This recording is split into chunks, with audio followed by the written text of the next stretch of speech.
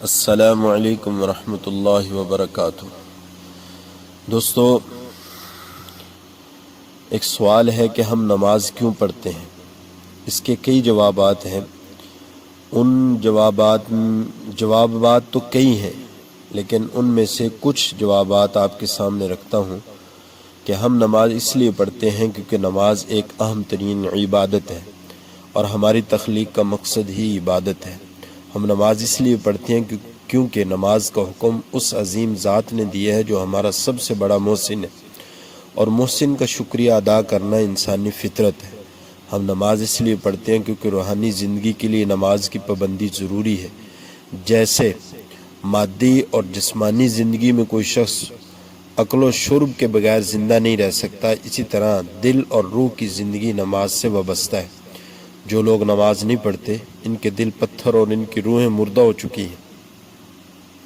مجھے تو حیرت ہے کہ ان پر ماتم کیوں نہیں کیا جاتا، ان کا سوگ کیوں نہیں منایا جاتا۔ ہم نماز اس لیے پڑھتے ہیں کہ ہم بڑی سرکار کے غلام ہیں، اور دنیا کا کوئی غلام اپنے چھوٹے سے چھوٹے آقا کی نافرمانی کرنے کی جرت نہیں کرتا، تو ہم اپنے اتنے بڑے آقا کی نافرمانی کیسے کریں؟ اور آقا بھی ایسا کہ اس جیسا کوئی دوسرا آقا نہیں، جس کے احسانات اور نعمتوں میں ہمارا بال بال جکڑا ہوا ہے، اور جس آقا نے 700 مرتبہ ہمیں نماز پڑھنے کو حکم دیا ہے۔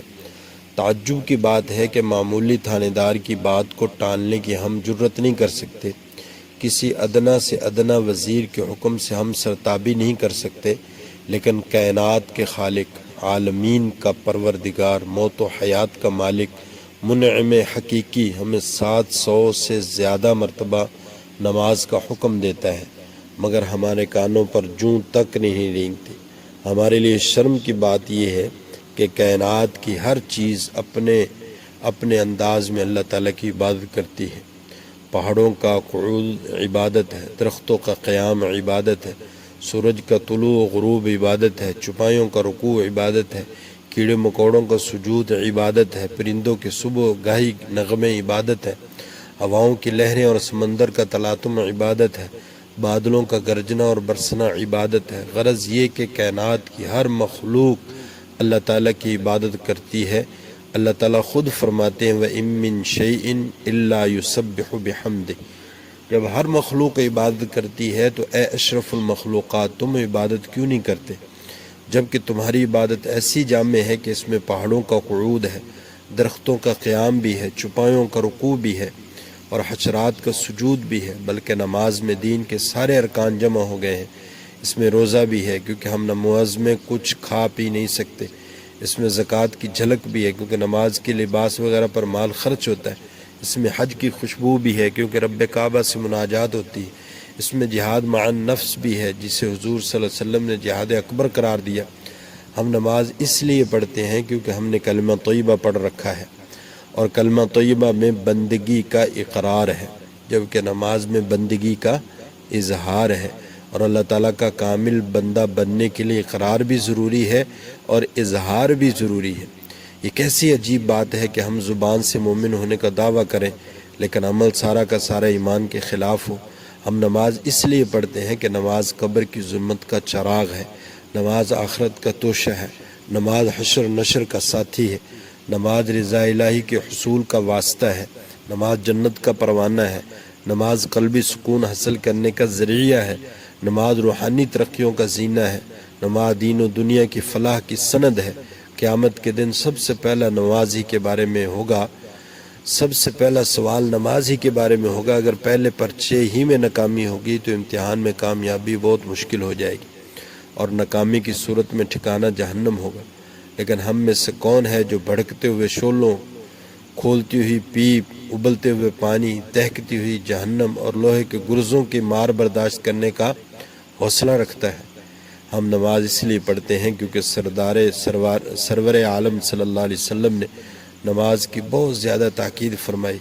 آپ نے نماز کو اپنی آنکھوں کی ٹھنڈک، مومنوں کی معراج، دین کو ستون، اور مومن اور کافر کے درمیان حد فاصل قرار دیا ہے۔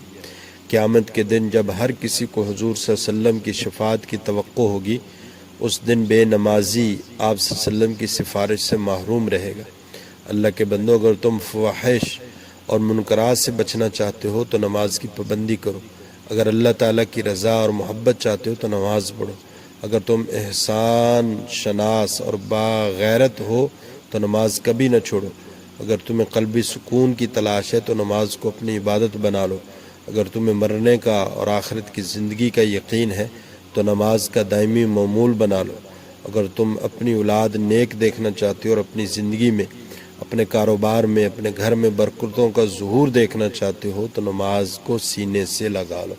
تو دوستو، اللہ تعالیٰ سے دعا ہے کہ اللہ تعالیٰ ہمیں کامل طور پر نماز باجماعت اور نماز کی ادائیگی نصیب فرمائے اور صحیح معنوں کے اندر نماز کو اخلاص کے ساتھ پڑھنے کی توفیق عطا فرمائے۔ دوستو، بات اچھی لگے اور لہجہ اچھا لگے، آپ کو کوئی چیز سمجھ آئے تو آپ کے متعلق بات یہ ہے کہ آپ کا حق بنتا ہے کہ بات کرنے والے کو داد دیجیے، تو اس کی داد یہ ہے کہ آپ ویڈیو کو لائک بھی کر دیا کریں اور سبسکرائب بھی چینل کو کر دیا کریں۔ اللہ تعالی ہم سب کو عمل کرنے کی توفیق